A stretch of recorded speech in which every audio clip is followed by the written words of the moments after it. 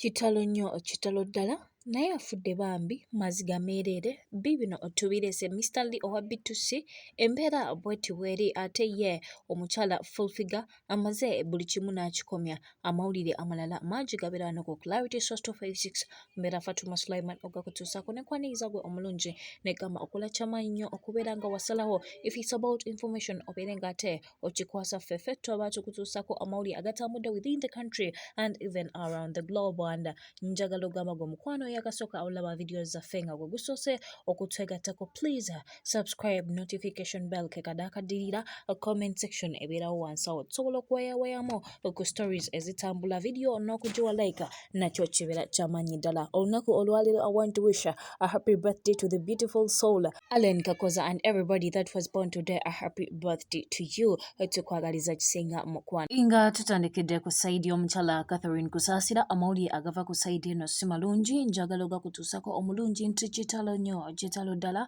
taata w'omukyala oyo munnange yatuvudde ku maaso ono taata abeera wa kusatu gwe baakaziika mu mwezi gumu embeera si nnungi yadde era nkalubo nnyo nnyini ddala kasobe mukama famire agigumya emitima n'omwoyo gw'omugenzi ate agulamuza ekisa ate era nga tukyali ku nsonga yimu ey'omukyala Catherine Kusaasira munnange amawulire amalungi era mu birungi temubulamu bizibuzibu naye yaddiŋŋanye ne mukwano gwe omukyala full figure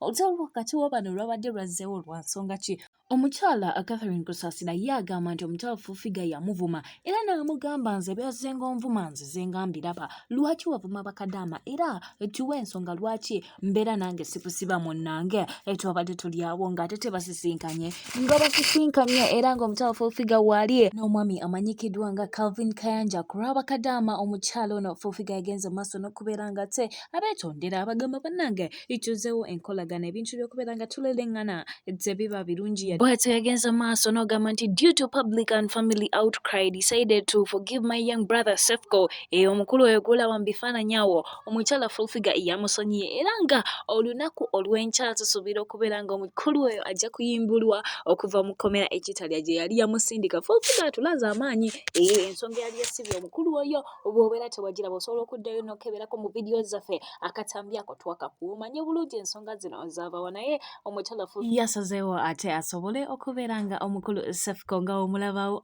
bamuteye ebintu by'ekkomera kati abantu bangi ababadde beegayiridde ku mukulu we Cephcho ba tiktokers ab'enjawulo bonna nga bagamba musonyiwe naye ekyaddaaki yamaze n'amusonyiwa ebyo biri ku sayidi ate yo ew'omukyala Zari Hassan bannange omukyala Zari bannange yagamba mukole ssente mweyagale mwabali balowooza it will end in tears kati nno yavuddeyo n'obusungu buyitirivu n'agamba munjagaza ki lwaki temunneesonyiwa lwaki ate mulingiririza mu bulamu bwange bw'atyo n'obusungu buyitirivu yavuddeyo n'akola ka vidiyo ku luno nga kakukakasa buli muntu nga bw'ogenda okalaba mukwano omukyala Zari n'omukulu ono Sadiq bakitadde ku level ate endala ennyo. I just met him. I kind of think we should start a life together. Yeah. I love you already. Eyo ngenda kubeera nga nkujja nkutwaleko wa the beautiful Cinderella baby wetumwogerako ennaku zino tayi katubeera tulina okugaana omukulu King Saha munnange story eriwo okuba n'ababiri ebeera y'akalulu ka umma aka presidency njukira akalulu kano kaali kategekeddwa kabeerewo nga 6 omwezi guno gwennyini wabula era kabeerawo yadde kaali ka kitundu awo abawagizi ba King Saha ne bagamba mwagala kutubba ng'omukyala Cindy abala ebyali ebya munnange amawulire agaliwo nga we nakusuubiza nti buli kimu kinagenda maaso okubeera nga tekituukawo ku kalulu kano mulimu gwaffe aba Clarity Source okugakutuusako omukwano njagala okwa information nti omukulu akulira akakiiko ak'ebyokulonda mu kitongole ekya Uganda Musicians Association yafulumiza ekiwandiiko giyita press release nga yongera otutegeeza nti okulonda kuno okwasazeewo okuddibwemu ng'ennaku z'omwezi 28 nga olaba press release eyo munnange yafulumiziddwa nga okulonda ekyenjawulo okugenda obbeerawo mu kaseera kano tebigenda kubeera nga byaki byafusimu nedda mukwano egenda kubeera secret ballot ekyo kyekiri ku saidi ya umma akalulu kagenda bbeera kalulu box ku box londa muntu kasule mu box babale kalulu Cindy King Saha kano kake ate Lord Batam kano kake bannanga kalulu ebinaavaayo ani gwe banabeera bawangudde ani agenda owangula n'amawulire gonna eva ku saidi eyo obeera olina bitukwasa wano ku Clarity Source kuba tweyama okubeera nga tukutuusako information etambula nga teriko kubusabusa kubanga effe tetwogera dyanjwanjwa njagala mbeere nga ate omukwano naye onkujjayo nkwongerayo mu mawulire eyo nga tetukujjayo ne tugendako ku saidi aba B2C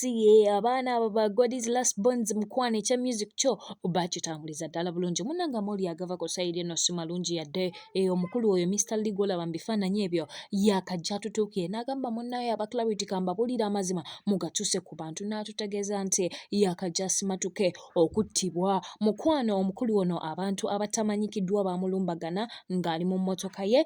agamba ye omukulu kyayongera okututegeeza kiri nti yali avuga era bw'atyo n'asisinkana Lord Brock eyali mu maaso ng'alowooza nti ayogera n'abamagye kumbe be bamu ku bantu abaali bamugoba era bwe batyo baamugamba afulume mu mmotoka ye ne bamugamba bagenda mutuusako obulabe singa n'abeera asazeewo okukola kintu kyonna munnange bagenda maaso n'okkebera emmotoka ye era ne batwala ebintu bye biyitirivu nnyo batwala ebintu by'omukulu oyo ebibalirwamu ssente empitirivu nga bamanyi ba celebrities batambula ne laptop zaabwe essimu zaabwe ssente nkalubambi ebintu bye babitwala naye yeebaza Katonda yatugambye aba Clarity tewaliwo buzibu bwonna buli physical bwe bantuusaako agamawulire ate ffe gatusanyusiza nnyo kubanga omuyimbi ono be bamu ku balenzi abato abalina talent be tulina mu ggwanga Uganda. That's all we have for today. Thank you for keeping it Clarity 256 mukwano gwe eyakasooka otugattako subscription ky'amaanyi wano ogenda okufuna ensibuko y'amazima gonna kuba celebrities bo mikwano mubeere mulungi era mweraba.